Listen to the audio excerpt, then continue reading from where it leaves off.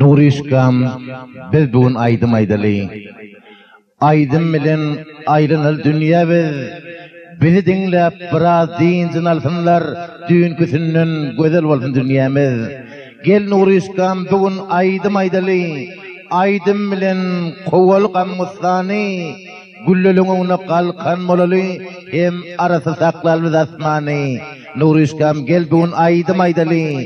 Aydım bilen ayrınal dünyamız. Beni dinlep biraz dincin alsınlar. Düğün küsünün, ön küsünün güzel olsun dünyamız.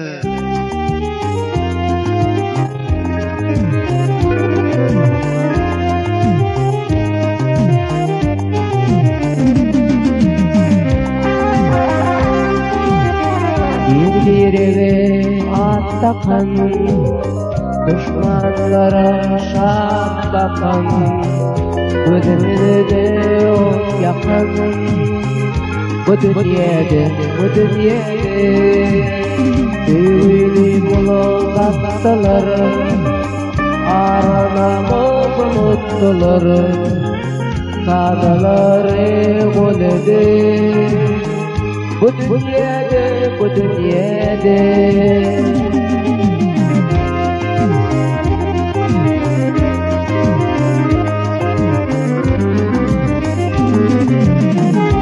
Sözlüsün doğrusun, elçileri yaramaz. Gözlerin kömürün bu dünyada birbirine verir.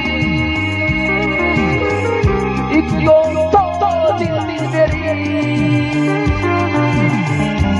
yanlara verir.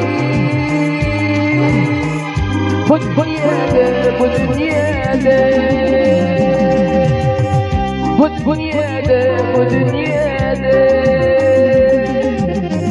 yüzüme düşün çığlıkları, saçıma düşün ağları, gözümden akan yaşları.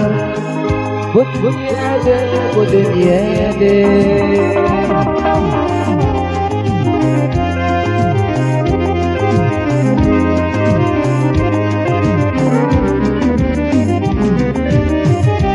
Sözlüsün doğrusun, elçileri yaramaz. Gözlerin köpürmesin. Bu dünyada birbirine yerir. İki dosta yanlara verir. Bu dünyada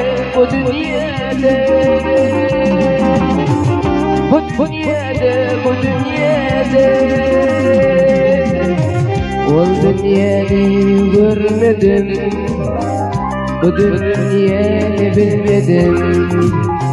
Bir kaldım edilmedim. Bu dünyada bu dünyada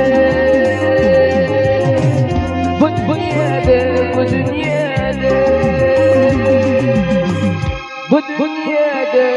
dünyada